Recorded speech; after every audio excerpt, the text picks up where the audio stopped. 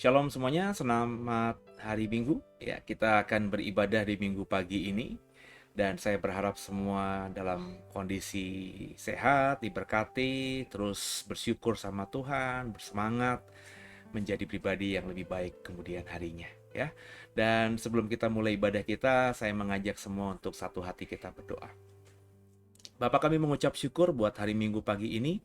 Kami kembali boleh ada dalam ibadah online JKI The Way. Dan kami mau belajar dari ibadah minggu yang kami beri nama ibadah minggunya adalah Mutiara Terpendam. Jangan satupun kami yang kau lalui Bapa, lawat kami, jamah kami, dan berkati kami dengan kebenaran yang daripadamu. Dan kami mau alaskan ibadah kami ini dari awal, pertengahan, hingga akhirnya hanya dalam nama Tuhan Yesus Kristus. Haleluya. Amin. Kekasih Tuhan, sebelum kita dengar firman Tuhan, mari bersama kita menyembah Tuhan. Saya berharap semua siapkan hati, kita menyembah Tuhan. Shalom semuanya, senang kembali dalam program ini. Kita akan melanjutkan pembahasan kita tentang kebenaran. Dan sebelum kita mengikutinya, mari sama-sama kita siapkan hati kita untuk memuji dan menyembah Tuhan. Terlebih dahulu dengan hatimu. Haleluya.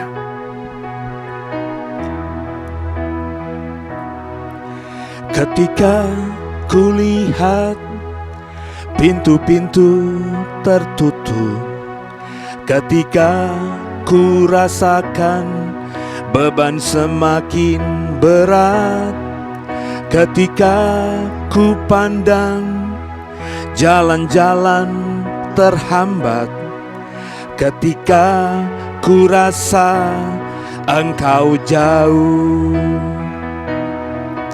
ketika ku lihat pintu-pintu tertutup, ketika ku rasakan beban semakin berat, ketika ku pandang jalan-jalan terhambat, ketika ku rasa engkau jauh,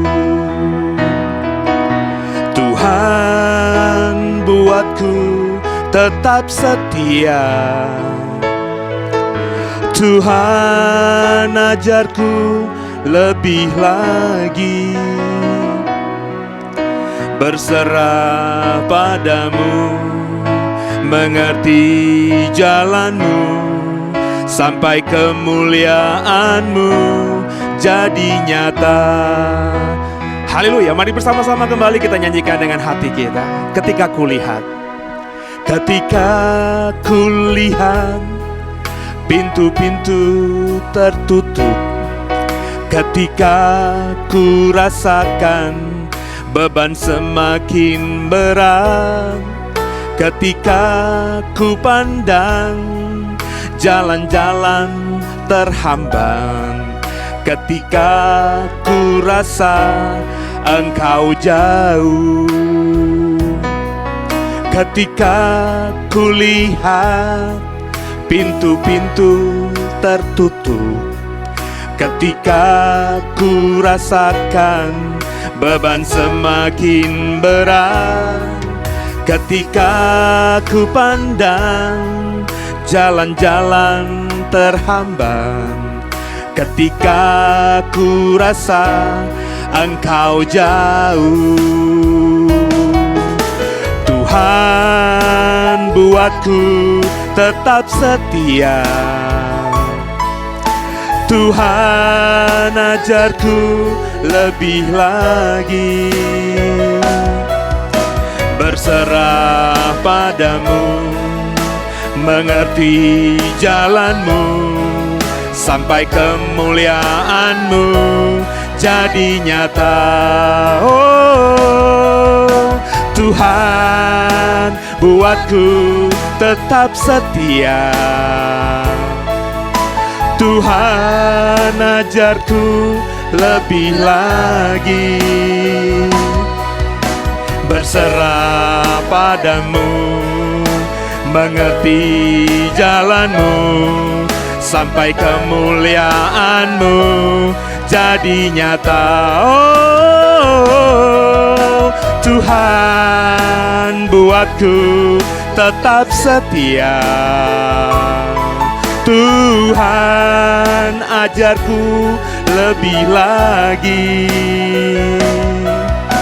berserah padamu, mengerti jalan-Mu sampai kemuliaan-Mu jadi nyata. Sampai kemuliaan-Mu jadi nyata. Sampai kemuliaan-Mu jadi nyata. Mari sembah Dia, saudara. Haleluya. Kemuliaan-Mu Tuhan, terpujilah nama-Mu Tuhan. Kami sembah Tuhan, Yesus Raja kami. Tiada yang seperti-Mu, sebab Kau Allah yang hidup Tuhan. Penasehat ajaib kami, Allah yang perkasa, penolong yang setia. Yesus namanya, Yesus Tuhan. Kami memuji-Mu, kami menyembah-Mu, Allah yang hidup, Allah yang luar biasa. Haleluya, terpujilah nama-Mu kekal sampai kekal selamanya. Tiada yang lain, hanya Kau Tuhan, hanya Yesus, Tuhan dan Juru Selamat kami. Haleluya. Oh Tuhan, urapilah kami, jamalah kami. Haleluya. Mari sama-sama katakan, Tuhan, buatku tetap setia. Tuhan, ajarku lebih lagi berserah padamu, mengerti jalan-Mu sampai kemuliaan-Mu jadi nyata. Tuhan, buatku tetap setia. Tuhan, ajarku lebih lagi berserah padamu, mengerti jalan-Mu sampai kemuliaan-Mu jadi nyata. Oh Tuhan, buatku tetap setia. Tuhan, ajarku lebih lagi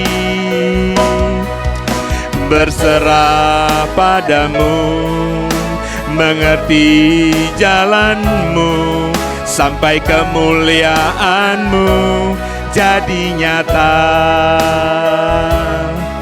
Sampai kemuliaan-Mu jadi nyata. Oh, sampai kemuliaan-Mu jadi nyata. Haleluya. Semoga terus setia sama Tuhan. Terpujilah nama Tuhan.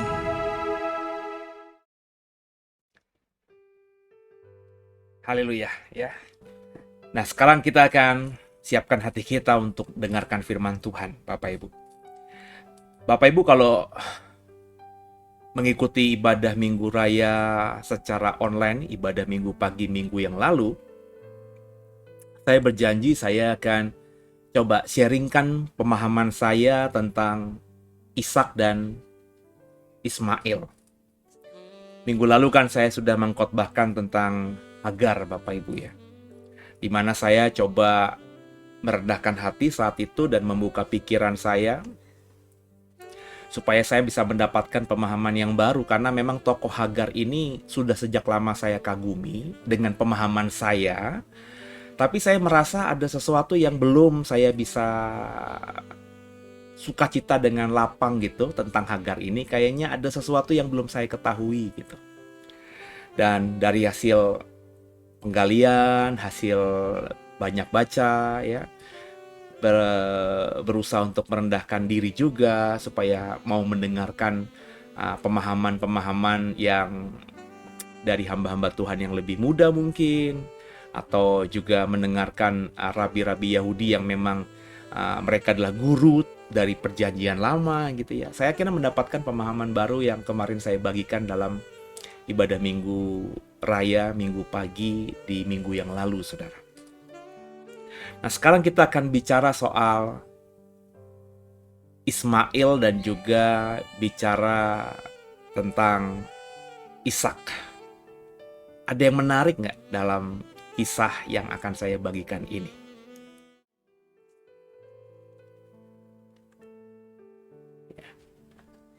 Saya kasih temanya We Are One, kita adalah satu ya.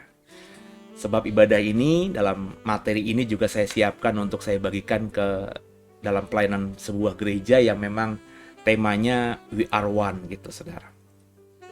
Kebetulan janji saya minggu lalu soal Ishak dan Ismail, ini ada korelasinya dengan tema yang diberikan kepada saya, yakni We Are One, kita adalah satu.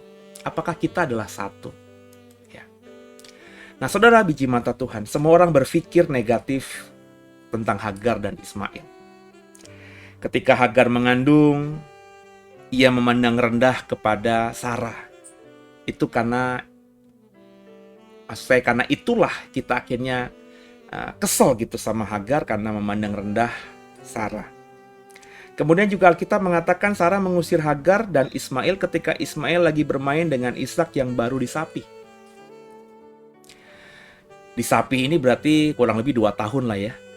Jadi ketika Ismail sebagai kakak bermain dengan adiknya yang masih 2 tahun ini, entah kenapa Sarah marah dan kemudian meminta Abraham suaminya mengusir Hagar dan Ismail. Sehingga dengan cerita tadi, kita yang pro Sarah selalu akhirnya negatif tentang Hagar termasuk dengan Ismail.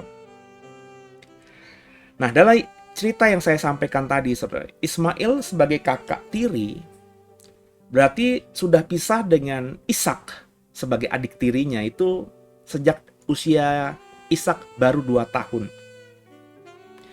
Kurang lebih Ismail ya mungkin sekitar 12 tahunan karena ada jeda waktu yang cukup panjang antara kelahiran Ismail dan juga kelahiran Ishak. Pertanyaan mestinya muncul di hati saudara. Bagaimana hubungan Ishak dan Ismail? Kira-kira mereka berdua akur apa tidak?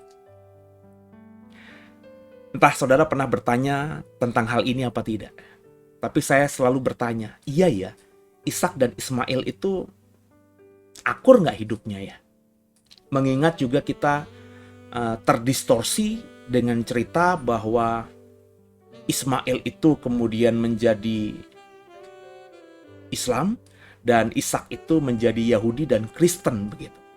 Dan dalam sejarah kita ya, kita sering ribut soal dua ini karena agama yang berbeda. Banyak bangsa ribut perang saudara karena dua agama yang berbeda. Banyak negara berperang karena dua agama yang berbeda. Ini selalu kita hubungkan dengan cerita Ishak dan Ismail. Nah, menurut saudara, Ishak dan Ismail itu dua kakak beradik ini akur tidak hidupnya? Coba kita mulai mengekspos Alkitab dari Kejadian 24 ayat 62 sampai 67 Bapak Ibu ya. Sama-sama kita baca. Adapun Ishak telah datang dari arah sumur Lahairoi, ia tinggal di tanah Negeb. Menjelang senja, Ishak sedang keluar untuk berjalan-jalan di padang. Ia melayangkan pandangannya, maka dilihatnya unta-unta datang.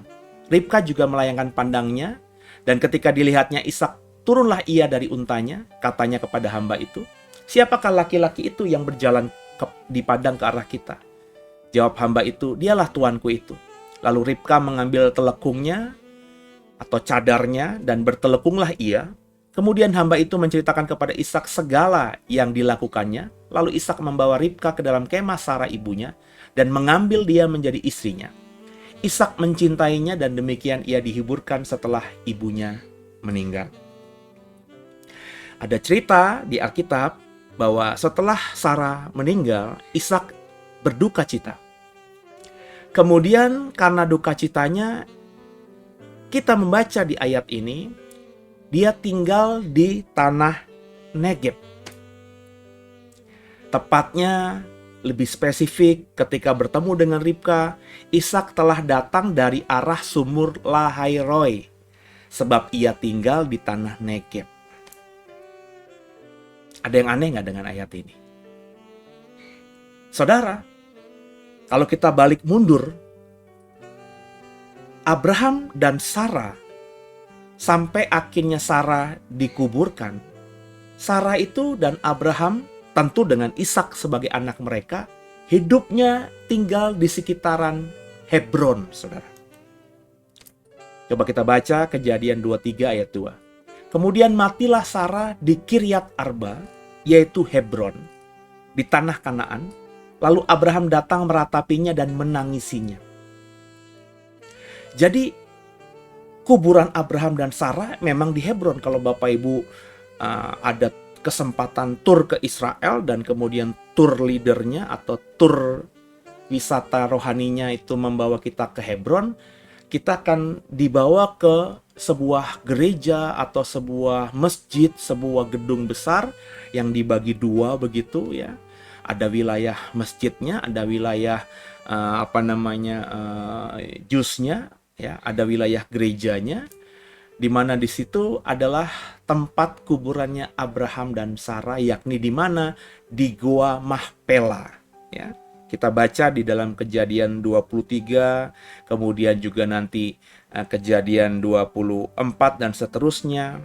Bapak Ibu bisa baca ya, bahwa Sarah mati dan dia dikuburkan di Gua Mahpela ya, gua yang dibeli Abraham dari Efron orang Het itu ya.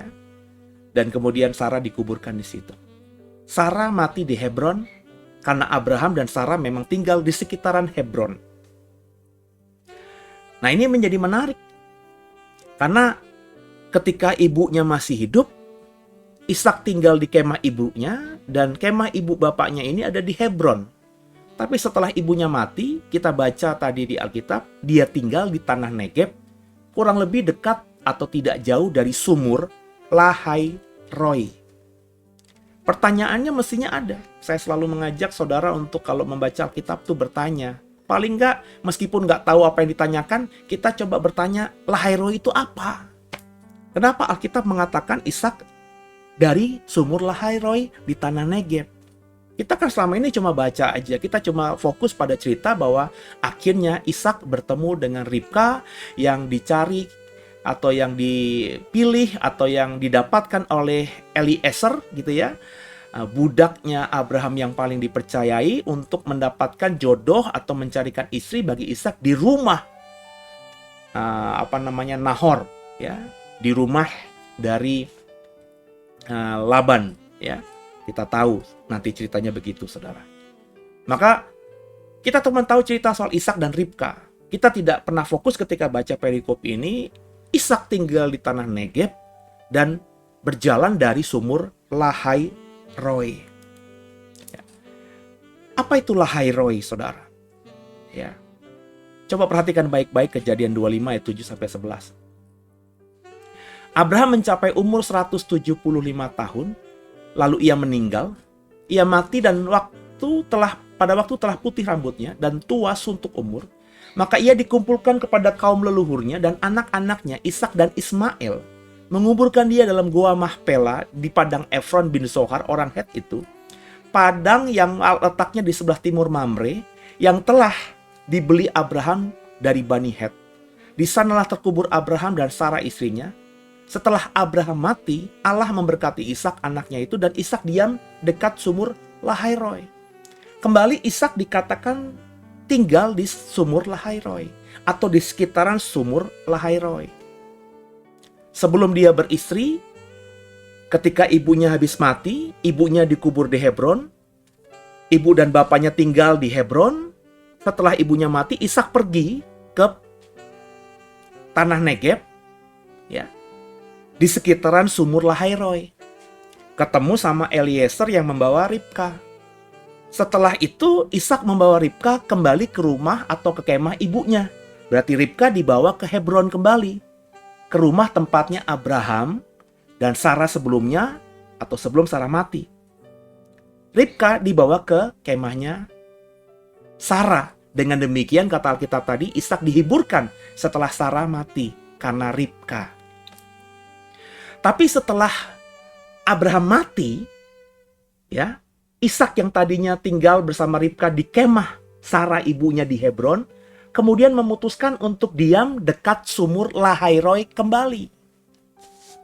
Berarti Ishak dalam Alkitab itu 2 kali tercatat dengan jelas tinggal di sumur Lahairoi atau di sekitaran sumur Lahairoi. Pertama sebelum dia menikah setelah ibunya mati, dan yang kedua setelah bapaknya mati, dia kembali membawa keluarganya termasuk Ribka tentunya tinggal di dekat sumur Lahairoi.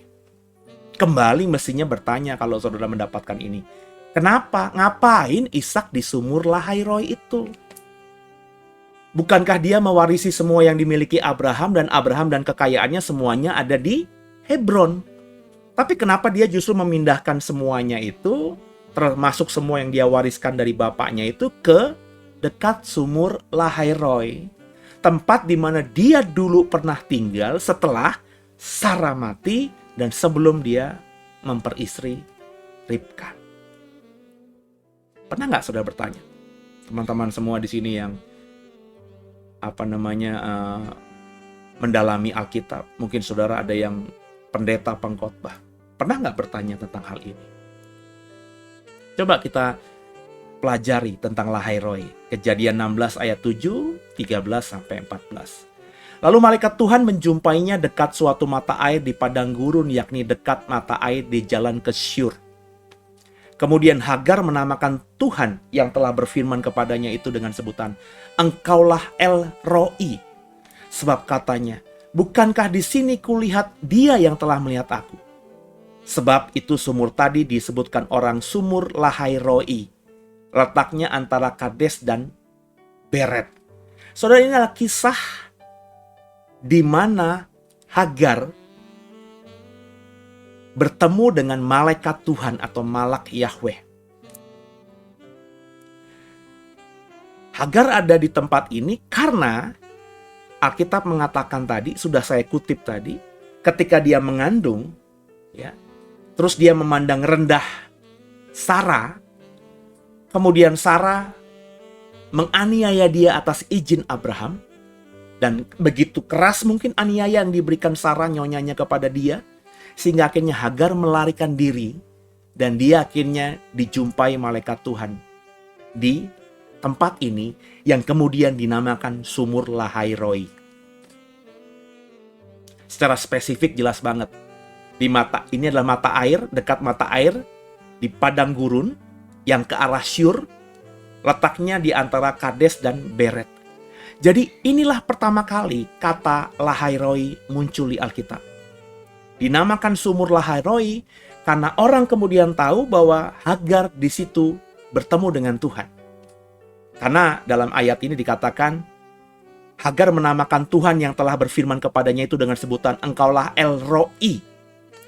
Sebab katanya, "Bukankah di sini kulihat dia yang telah melihat aku?" Maka nama El Roi ini, atau maafkan saya, nama sumur Lahairoi ini adalah nama yang identik dengan Hagar, di mana Hagar menamakan tempat itu, memanggil Tuhan El Roi, karena dia bertemu dengan Tuhan di tempat itu, maka tempat itu, sumur itu dinamakan sumur Lahairoi. Jadi kita akhirnya mengerti bahwa Ishak sebelum dia menikah, setelah Sarah mati, dan bahkan ketika Abraham nanti mati, dia kembali membawa keluarganya untuk tinggal di Lahairoi, di sumur Lahairoi di wilayah Lahairoi, di mana Lahairoi itu adalah suatu tempat yang pertama kali muncul di Alkitab, di mana Hagar itu siapa? Istri bapaknya, ya, selir bapaknya, budak ibunya yang dinikahi oleh bapaknya. Ketika Hagar saat itu lari dari ibunya. Sudah mulai ketemu benang merahnya belum? Saya ketika pertama kali mendapatkan ini, saya terkejut, terkesima, ya, mulai terbuka pikiran saya dan seterusnya. Nah, inilah petanya, saudara. Kalau Bapak Ibu lihat Lahairoi, saya kasih warna merah, ada panah warna merah, entah terbaca apa tidak oleh saudara. Itu letaknya ada gambar air keluar gitu, mata air, ya. Kemudian tempat itu dinamakan Lahairoi, berada di antara Beret dan juga Kades. Ada di tengah-tengah Beret dan Kades. Dan kalau kita ingat bahwa Ishak itu tinggal di tanah Negeb dekat sumur Lahairoi. Tanah Negeb itu adalah wilayah yang ada di selatan Yehuda atau di selatan Israel atau di selatan tanah Kanaan. Negeb itu artinya selatan. Jadi tanah Negeb itu secara harafiah artinya tanah bagian selatan.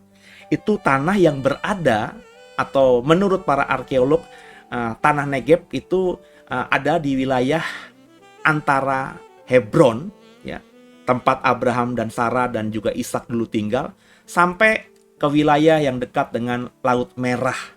Laut Merah itu bagian bawah yang ada kayak jari membentuk victory, itu di wilayah itulah Laut Merah, ya, di mana dulu pernah orang Israel dengan kepemimpinan Musa berjalan di Laut Merah yang kering, dan tentara Firaun tenggelam karena setelah Israel lewat, laut yang kering itu menjadi laut yang berisi air lagi dan menenggelamkan tentara Mesir. Itu adalah wilayah tanah Negeb, saudara. Jadi sumur Lahairoi, ya, padang Aran itu ada di wilayah tanah Negeb. Nah, coba kita baca Kejadian 21 ayat 19 sampai 21, saudara. Lalu Allah membuka mata Hagar sehingga ia melihat sebuah sumur.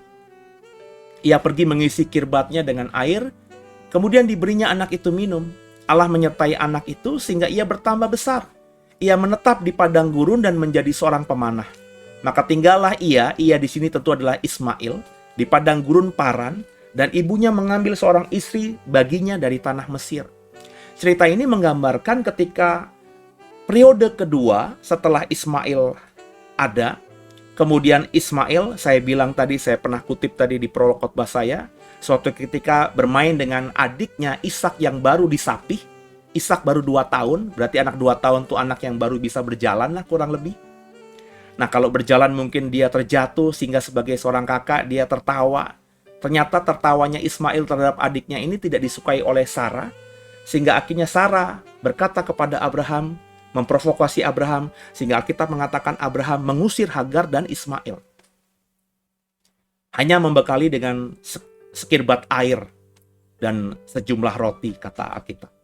Kemudian habislah air itu di padang gurun, dan Hagar sudah sampai, ya, di padang gurun, di mana air habis dan Ismail sudah nyaris seperti mati.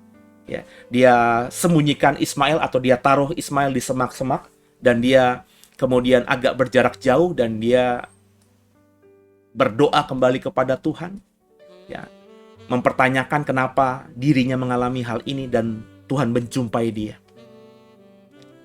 Dan Tuhan kemudian membuka mata Hagar, dan Hagar melihat sebuah sumur di wilayah tempat Ismail hampir mati dan Hagar hampir putus asa itu.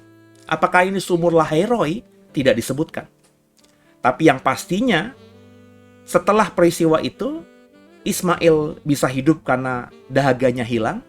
Kemudian karena Hagar menemukan sumur di situ, maka saya percaya Hagar yang sudah tidak punya siapa-siapa lagi, yang sudah diusir oleh suaminya, tidak punya bekal apa-apa lagi, dan di padang gurun itu yang bisa membuat orang hidup pertama adalah air, maka dia pasti tinggal di situ.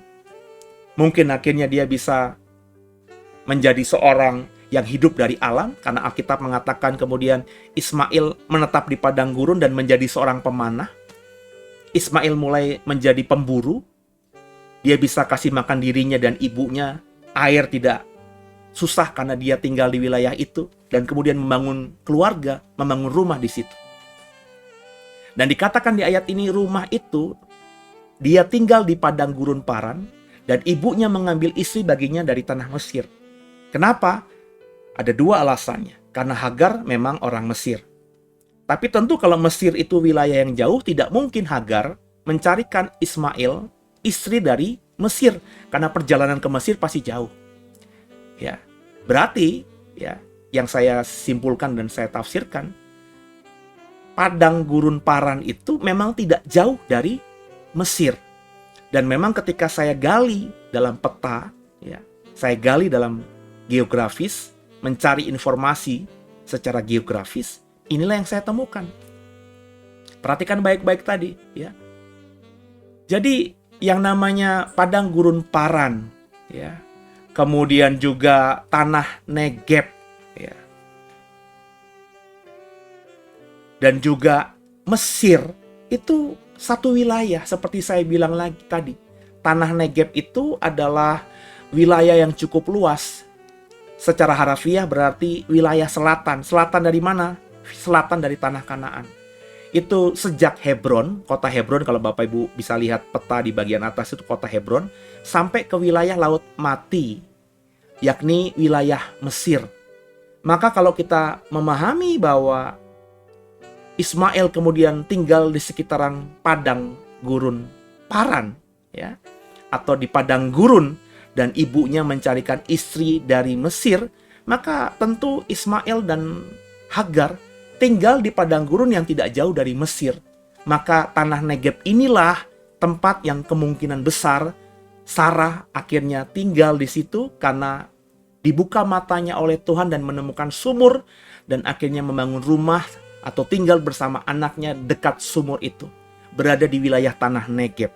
Maka nggak heran dia tidak susah mencarikan istrinya, istri bagi Ismail, ke Mesir, karena Mesir itu juga wilayah padang gurun Negeb. Nah, dari sini kita bisa menyimpulkan, bisa saja artinya, ya, Sarah, maafkan saya, Hagar dan Ismail ketika lari dari atau diusir oleh Abraham, dia atau mereka lari menuju tempat dulu di mana ketika Hagar tinggal, yakni Sumur Lahairoi. Tempat di mana dia dulu bertemu dengan Tuhan dan menamakan Tuhan yang menemui dia dengan El Roi, dan makanya sumur tempat dia bertemu dengan Tuhan itu disebut Sumur Lahairoi. Apakah sumur ketika Ismail mau mati itu adalah Sumur Lahairoi? Kita tidak bisa berkata dengan yakin di situ. Tapi adakah kemungkinan sumur tempat Ismail itu akhirnya minum adalah Sumur Lahairoi? Bisa saja.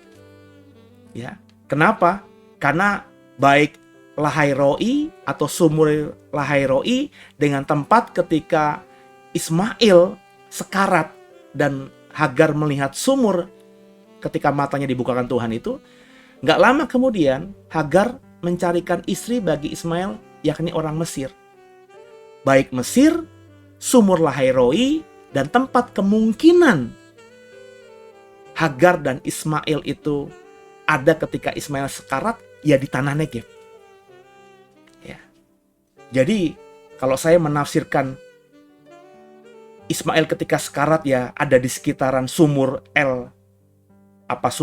Lahairoi, ya tidak salah juga. Ya, karena memang berada di wilayah yang disebut dengan tanah Negeb. Ishak tinggal di padang gurun Paran, di tanah Negeb. Berjalan dari Sumur Lahairoi, ya di wilayah ini. Nah, pertanyaannya saudara, ngapain Ishak di sini? Sedangkan sudah saya paparkan tempat yang saya lingkari ini, entah itu namanya padang gurun Paran, tanah Negeb, Lahairoi, ya, itu merupakan tempat yang diperkirakan atau ditafsirkan saya tadi adalah tempat tinggal Hagar dan Ismail. Ngapain Ishak ada di daerah yang didiami atau ditinggali oleh Hagar dan Ismail. Kan begitu. Ya. Coba kita baca ayat Alkitab dalam Kejadian pasal 25 ayat 7 sampai 11, Saudara. Abraham mencapai umur 175 tahun lalu ia meninggal.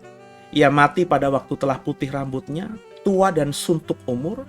Maka ia dikumpulkan kepada kaum leluhurnya, dan anak-anaknya Ishak dan Ismail menguburkan dia dalam gua Mahpela di padang Efron bin Zohar orang Het itu. Padang yang letaknya di sebelah timur Mamre yang telah dibeli Abraham dari Bani Het. Di sanalah terkubur Abraham dan Sarah istrinya. Setelah Abraham mati, Allah memberkati Ishak anaknya itu, dan Ishak diam dekat sumur Lahairoi. Setelah Abraham mati, Ishak kemudian diam dekat sumur Lahairoi kembali. Seperti saya bilang, tempat yang pernah dia kunjungi dulu ketika Sarah mati, dan dia sebelum bertemu dengan Ribka. Nah, di dalam ayat yang sama, ada yang menarik di sini. Ketika Abraham mati, Ishak dan Ismail menguburkan dia dalam goa Mahpela. Bapak Ibu, zaman dulu tuh nggak seperti zaman sekarang. Ya, saya baru ditinggal pergi oleh ibu saya. Ya. Ketika ibu saya meninggal, ya saya udah tenang. Ya, saya ambil handphone, saya bisa WhatsApp memberitahu informasi ini kepada semua saudara-saudara saya yang bahkan tinggal di Jawa Timur, ya, tinggal di Jawa Tengah, ya, dengan cara yang mudah, hanya WhatsApp saja atau kirimkan pesan lewat WhatsApp grup. Saya bisa menginformasikan kepada teman-teman ibu saya, teman-teman gerejanya, hanya dengan mengirimkan WhatsApp atau mengirimkan informasi itu ke WhatsApp grup di mana ibu saya jadi member di situ. Maka semua orang yang kenal ibu saya, semua saudara kami langsung dapat informasi nggak jauh, dalam waktu yang dekat, dalam 1 jam, semua keluarga yang dekat sudah dapat informasi itu. Tapi zaman dulu kan nggak begitu. Bapak Ibu sudah lihat tadi peta Hebron, dan tempat lokasi yang diperkirakan adalah sumur Lahairoi. Cukup jauh, dan itu padang gurun, saudara. Tentu berjalan di situ, berjalan dari Hebron menuju ke padang gurun Paran atau sumur Lahairoi itu butuh waktu. Dalam konteks ceritanya Hagar yang hanya dibekali air oleh Abraham, sekirbat, itu mungkin membutuhkan perjalanan yang paling tidak seharian. Ya. Air sekirbat diminum berdua ya habis seharian. Kalau Hagar dan Ismail itu kuat tidak minum, ya paling cuma 2 hari perjalanan. Tapi meskipun 2 hari perjalanan, itu waktu yang jauh. Jadi meskipun waktunya itu 2 hari perjalanan, kalau naik kuda mungkin cuma 1 hari atau setengah hari. Tapi pertanyaannya, kenapa Ishak dan Ismail bisa menguburkan bapaknya, Abraham? Padahal mestinya ketika Hagar dan Ismail diusir, Abraham dan Ishak sudah tidak lagi dapat informasi kemana Hagar dan Ismail itu pergi dan bahkan tinggal. Kan teorinya begitu, terputus. Tapi kok bisa ketika Abraham itu mati, Ishak dan Ismail menguburkannya? Berarti kan kita harus pakai logika, setelah Hagar diusir oleh Abraham bersama Ismail, dan Hagar Ismail terputus hubungannya dengan Abraham, Sarah, dan juga Ishak. Ini kemudian hari mereka dipertemukan.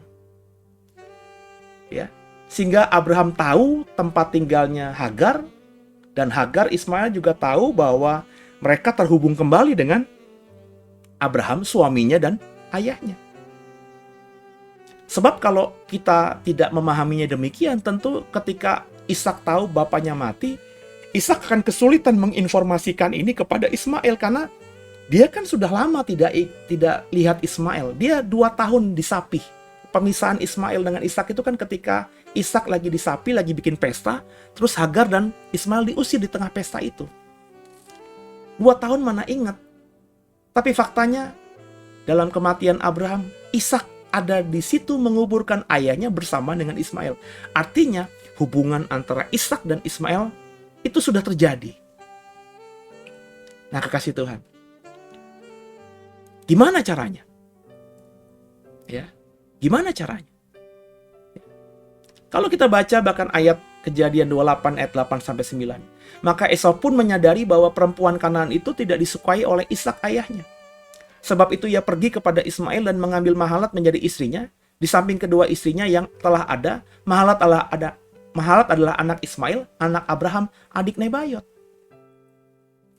Ini kan suatu peristiwa ketika Yakub disuruh pergi ke rumahnya Laban untuk mencarikan istri karena Ishak dan juga Ribka tidak suka dengan perempuan-perempuan Het yang dinikahi oleh Esau, perempuan-perempuan wilayah itu yang tidak disukai oleh Ishak dan juga Ribka, karena budaya mereka memang kalau menikahi perempuan, anak-anak laki-laki yang menikahi perempuan terus menikahi saudara.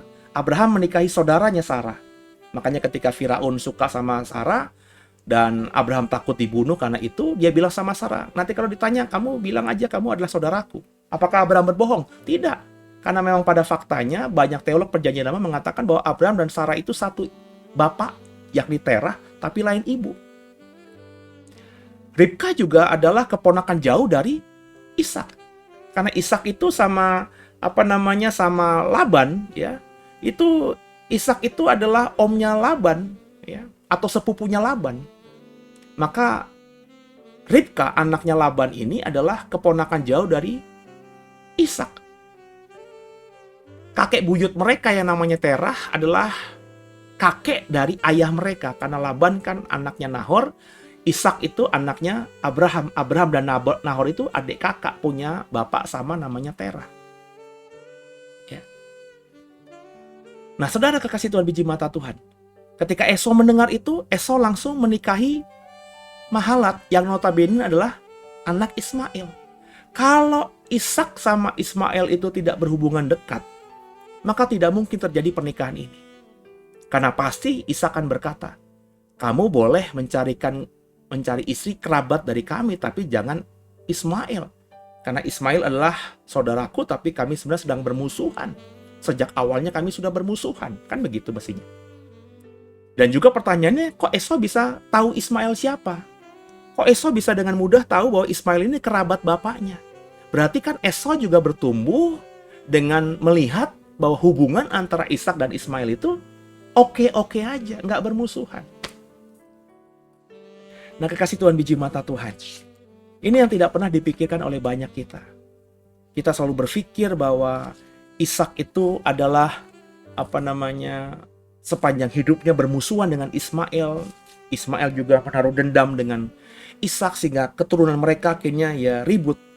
Ketika jadi Yahudi ribut dengan Arab, ketika jadi Kristen ribut dengan Islam. Kita gatok-gatokin. Padahal kalau kita membaca ayat Alkitab dengan sungguh, dengan logika yang saya bagikan tadi, nggak kelihatan sama sekali bahwa Ishak bermusuhan dengan Ismail. Bahkan ada momen bahwa Ishak itu bahkan tinggal tidak jauh dari Ismail, yakni dekat dengan sumur Lahai-Roi. Nah, apa yang terjadi di sini? Kenapa di Lahai-Roi? Nah, ini tafsir memang, saudara. Saya menafsirkan bahwa ketika Ishak berduka cita karena ibunya Sarah mati, dia semakin berduka cita karena melihat bapaknya masa tuanya sendirian. Sedangkan dia sendiri juga sedang berusaha untuk mencari seorang istri. Di tengah lagi galau, dia lagi pengen punya istri tapi tidak punya akses, tidak punya kenalan perempuan yang cukup untuk dijadikan seorang istri. Dia melihat bapaknya itu sedih. Maka saya percaya dalam hatinya dia ingin paling tidak menyenangkan hati bapaknya dulu.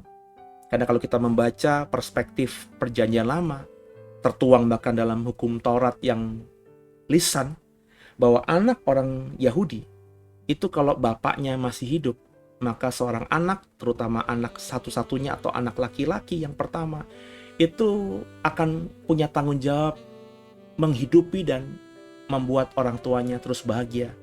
Tugas itu baru selesai, baru dia merdeka, dia boleh kemana saja setelah bapaknya mati. Abraham sudah tua dan Ishak melihat Abraham kesepian. Dia tidak bisa menggantikan posisi ibunya. Meskipun dia sayang sama bapaknya, tapi posisi sebagai seorang istri tidak bisa dia gantikan. Maka apa yang terjadi? Dia mencari Hagar. Makanya dia mencari sampai ke Lahairoi. Kok tahu dia ke Lahairoi? Berarti sebelumnya ya, pernah Abraham terhubung kembali dengan Hagar. Di Alkitab nggak ada, Pak. Memang di Alkitab nggak ada, tapi kalau Bapak Ibu membaca Midrash, Midrash itu adalah tafsiran rabi-rabi Yahudi tentang peristiwa ini. Ada sebuah Midrash yang ditulis oleh rabi terkenal yang menafsirkan bahwa Hagar itu ya, ketika sudah diusir sama Abraham, Abraham mengutus hamba-hambanya, beberapa hamba-hambanya, termasuk Eliezer, untuk mencari tahu keberadaan Hagar dan Ismail tanpa sepengetahuan Sarah. Bahkan ada cerita suatu waktu akhirnya ketika ketemu, dilacak ketemu tempatnya, Abraham datang mengunjungi anaknya Ismail.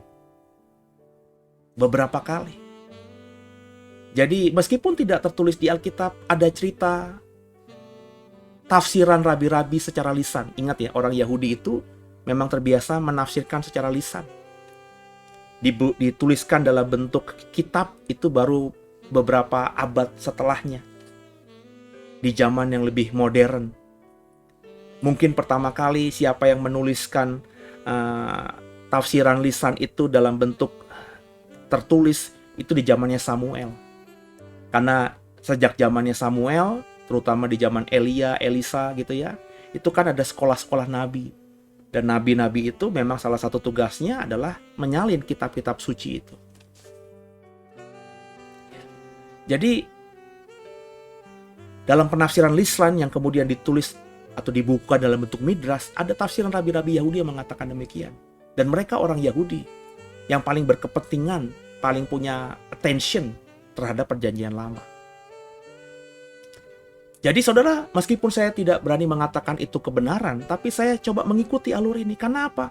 Karena saya bertanya, kenapa Ishak ada di Lahairoi? Bapak Ibu pernah bertanya begitu nggak? Kenapa mesti ke Lahairoi? Kalau dia butuh air, kenapa nggak cari sumur yang lain? Kenapa dia juga setelah bapaknya mati, dia kembali pengen tinggal di Lahairoi? Berarti kan ada sesuatu, dan Lahairoi itu adalah tempat Hagar bertemu dengan Tuhan. Dan tempat di mana saya tafsirkan tadi, memang penafsiran, Hagar tinggal dengan Ismail. Maka ketika ibunya meninggal dan melihat kegalauan bapaknya, Ishak mengunjungi Hagar. Berkomunikasi dengan Ismail kakaknya tentang suaminya, tentang ayah mereka yang tua dan kesepian. Maka sekali lagi dalam Midrash, dalam tafsir para rabi-rabi Yahudi terhadap kisah ini, ada yang menafsirkan dalam Midrash bahwa Hagar itulah Ketura. Sebab kita tahu setelah Sarah mati, Alkitab kita mengatakan Abraham kemudian menikahi Ketura dan punya beberapa anak. Rabi-rabi Yahudi mengatakan bahwa Ketura itulah nama lain dari Hagar. Saudara mungkin mengatakan, itu mah bisa-bisanya Pase aja, bisa-bisanya orang-orang rabi-rabi Yahudi saja. Cuma kalau kita belajar konteks dunia Alkitab, seseorang itu punya nama lain, seseorang itu punya dua nama, itu sesuatu yang wajar. Thomas disebut Didimus.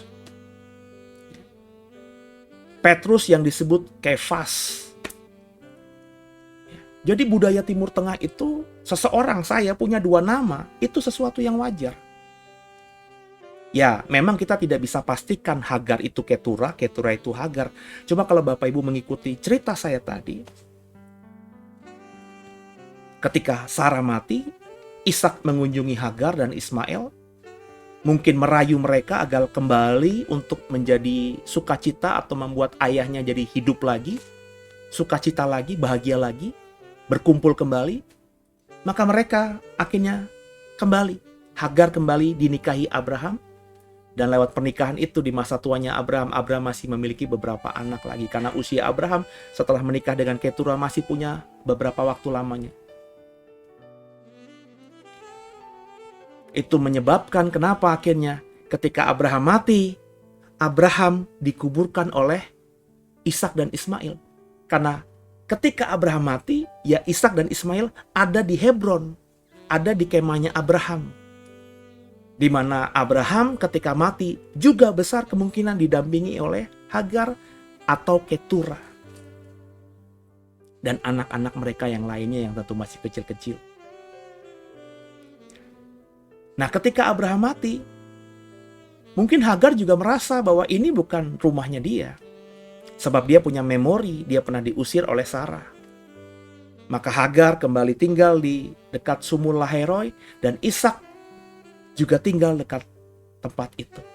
Kenapa? Karena dia memang berhubungan baik dengan Hagar. Karena mungkin dia juga selain mendapatkan Ribka, dia juga punya figur ibu dari Hagar. Mungkin dia juga punya hubungan yang baik dengan Ismail kakaknya. Karena ternyata memang Ismail itu mengasihi adiknya ini. Biar bagaimanapun beda ibu, tapi mereka adalah anak-anak dari satu bapa. Itu makanya gak heran ketika Esau tahu bahwa istri-istrinya yang orang Het itu tidak disukai oleh Ishak, dia segera pergi ke rumah omnya Ismail yang tidak jauh dari tempat tinggal bapaknya Ishak untuk meminta agar Mahalat dinikahinya. Nah saudara, apakah Ishak dan Ismail bermusuhan? Kalau saudara mendengarkan pemaparan saya tadi, jauh api dari panggang. Ishak dan Ismail itu bersaudara dekat, hidupnya akur. Maka dihubungkan dengan tema kita We Are One minggu ini, saudara. Bagaimana saudara? Apakah kita sudah menjadi komunitas, menjadi keluarga yang satu dengan lainnya satu? Kita seringkali dipisahkan karena asumsi. Seperti orang Kristen kebanyakan berasumsi Ishak dan Ismail saling bermusuhan. Padahal tidak. Dan saya meskipun itu penafsiran tadi, saya menafsirkan dengan sesuatu yang sangat hermeneutikal, sangat sesuai dengan ilmu tafsir, tidak melanggar kaidah-kaidah ilmu tafsir. Yang berikutnya, yang kedua saudara, yang kita pelajari dari kehidupan Ishak dan Ismail ini apa saudara? Yang kita pelajari ya, meskipun Ishak kita tahu di Alkitab sayang sama ibunya, ya, tapi setelah dia dewasa, dia bisa mengerti bahwa Hagar itu tidak salah. Ismail kakaknya ketimpa sial. Dan semuanya ketika dia dewasa, meskipun dia sayang sama ibunya, dia bisa berpikir objektif. Terpisahnya keluarga ini karena salah ibunya. Maka dia punya hutang budi, punya hutang sayang, hutang penderitaan kepada Hagar dan Ismail. Maka dia mengunjungi mereka di Lahairoi sebelum dia punya istri. Dan setelah Sarah mati, ya, kemudian juga Sarah mati, dia meminta Hagar ini untuk menemani ayahnya. Dan seperti tafsiran saya, hubungan Ishak dan Ismail termasuk dengan Hagar, itu hubungan yang benar-benar pulih. Ishak tidak jahat seperti Sarah jahat terhadap Hagar dan Ismail. Ishak bisa melihat sisi yang positif dari Hagar dan Ismail, tidak seperti ibunya yang melihat dalam perspektif yang negatif karena iri dan seterusnya dan seterusnya. Kalau kita mau menjadi satu, maka hal-hal yang negatif itu, hal-hal yang subjektif itu harus kita buang. Kita harus bisa berpikir dengan objektif, sehingga bisa menilai orang dengan benar, sehingga kalau kita sudah bisa melihat seseorang dengan objektif, maka tentu yang namanya iri hati, sakit hati, dan seterusnya, itu akan semakin menjauhi. Sehingga hubungan kita satu dengan lain, saudara dengan saudaramu, dengan orang tuamu, dengan anakmu, dengan kakak dan adikmu, kembali bisa akur. Saya berharap lewat sharing firman Tuhan pada minggu pagi ini, Bapak Ibu semuanya bisa melihat dalam perspektif yang baru tentang Ishak dan Ismail. Tidak seperti kita yang mengasumsikan mereka negatif. Kenapa? Ya karena kita cuma membaca mereka, melihat situasi mereka hanya dari warisan. Kata orang, kata pendeta saya, kata orang Kristen terdahulu, Ishak itu sama Ismail bermusuhan. Ya udahlah, kita telan mentah-mentah tanpa kita meneliti lebih dalam lagi. Jangan seperti orang yang seperti itu. Yang kedua, cobalah bisa melihat dengan objektif. Meskipun ada orang lain itu sepertinya melukai kita, coba lihat jangan dengan perspektif subjektif. Karena kalau orang sudah menjolimi kita, kalau kita pakai lihat dengan subjektif, kita pasti akan musuhan dengan dia. Coba kita lihat dalam perspektif yang objektif. Ishak ketika masih ada Sarah mungkin dicekoki sama ibunya. Hagar itu begitu, kakakmu Ismail itu begitu. Tapi ketika dia dewasa, dia bisa melihat bahwa gak 100% ibunya benar. Ibunya punya salah. Dan dia mengasihi kakaknya Ismail. Maka dia menjemput Hagar dan Ismail untuk kembali berada satu kemah, satu tenda, satu rumah dengan Abraham. Kenapa? Karena dia juga mengasihi Abraham bapaknya yang sudah tua dan sendirian. Dan dia tidak bisa mengisi kekosongan yang harus dipenuhi agar Abraham bahagia. Maka dia minta dengan hormat Hagar yang pernah menjadi bagian dari Abraham di masa lalu. Untuk kembali mau diperistri oleh Abraham. Dan kemudian Alkitab mungkin memberikan nama lain kepada Hagar yang di Ketura.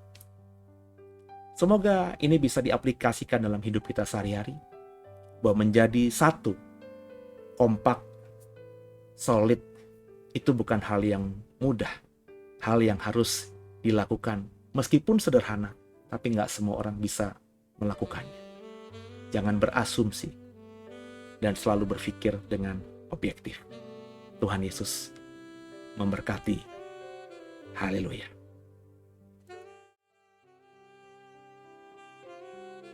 Ya, Bapak Ibu, semoga diberkati lewat firman yang saya bagikan barusan. Dan saya mau mengajak kita berdoa dan menyiapkan hati kita untuk memberikan persembahan syukur dalam ibadah minggu pagi ini. Makasih Tuhan, kami mendapatkan pengajaran tentang perspektif Ishak dan Ismail yang baru. Bahwa mereka tidak bermusuhan seperti yang kami tahu dari cerita orang-orang Kristen sebelum kami. Mereka akur dan bahkan ada indikasi Ishak sangat mengasihi Ismail, begitu pula sebaliknya. Dan juga Ishak mengasihi Hagar dan begitu pula sebaliknya.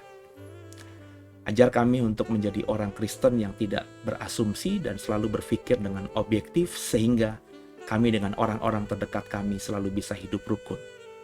Kami selalu bisa satu seperti Tuhan satu. Ampuni salah dosa kami, Yesus Kristus adalah Tuhan Juru Selamat kami yang hidup. Dan ke dalam tangan-Mu lah kami serahkan tubuh, jiwa, roh kami. Sebagai ucapan syukur kami memberikan persembahan syukur kami yang terbaik. Terimalah persembahan rupiah kami Tuhan. Kuduskan sehingga persembahan syukur kami ini bukan saja menyenangkan Tuhan, tapi bisa jadi berkat buat gereja yang memberkati kami hari Minggu ini, yakni gereja JKIDW. Tuhan Yesus, terimalah persembahan kami. Haleluya. Bapak Ibu, selamat memberi. Tuhan Yesus memberkati.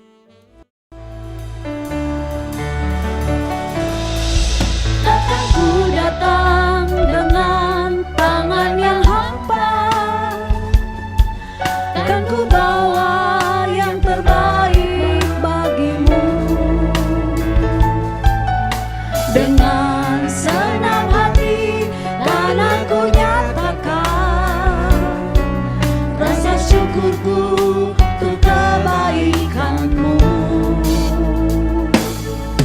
Takkan ku datang dengan tangan yang hampa, kan ku berikan tubuh, roh, dan jiwaku di atas mezbahmu, dan aku korbankan yang ku miliki semuanya untukmu. Ini persembahanku, ucapan syukurku, seluruh hidupku, dan ku berikan bagimu.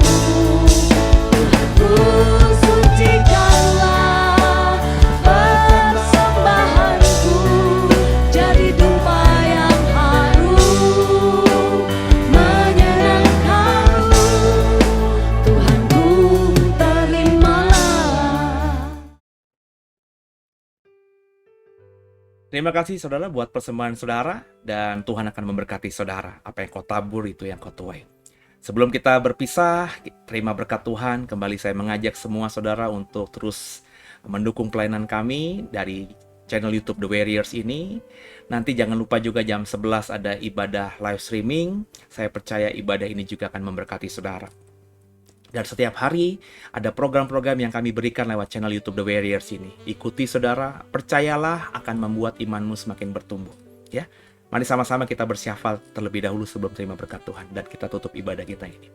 Makasih Tuhan buat ibadah hari ini. Biarlah ibadah kami yang singkat ini menyenangkan hati Tuhan, dan kami terima berkat terbaik dari Tuhan. Berkati Indonesia, berkati presiden kami, berkati gereja kami, berkati para hamba Tuhan yang melayani kami, para pendeta, pengkhotbah, gembala kami. Berkati gereja di daerah-daerah di pedalaman Tuhan, agar mereka terus dalam pelayanan yang sukacita senantiasa. Pakai kami sebagai hamba-hamba Tuhan yang mengemban amanat agung dan jadikan kami terang dan garam-Mu. Pakailah kami sesuka-suka-Mu Tuhan. Dan terima kasih buat segala-galanya. Dan kami mau tutup ibadah ini dengan ucapan syukur. Dan kami berdoa agar ibadah jam 11 nanti juga ibadah yang diberkati Tuhan. Dan biji mata Tuhan, arahkan hatimu dan terimalah berkat terbaik dari Tuhan Yesus Kristus. Seperti Tuhan memberkati Abraham, Ishak dan Yakub, berkat yang sama kita terima dalam nama Tuhan Yesus. Dia memberkatimu jadi kepala, gak pernah jadi ekor, naik gak pernah turun. Apa yang kau pegang, yang kau kerjakan Tuhan buat berhasil. Dan percayalah, mulai hari Minggu ini tangan Tuhan Yesus yang berlubang paku itu akan terus menggendongmu bersama seisi keluargamu, dan akan memberkati keluar masuk rumahmu. Dan biarlah damai sejahtera dari Allah, kasih karunia dari Tuhan Yesus Kristus, persekutuan yang manis mesra yang dengan Roh Kudus ketiga yang esa itu selalu menyertaimu, menyertaiku, keluargamu, keluargaku, mulai minggu ini sampai nanti Maranatha, ketika Tuhan jemput kita semua di awan-awan kemuliaan. Yang diberkati, yang percaya, katakan dengan iman. Amin. Selamat hari Minggu, selamat liburan ya. Jangan lupa nanti jam 11 kita beribadah kembali secara live streaming. Tuhan Yesus memberkati saudara. Haleluya.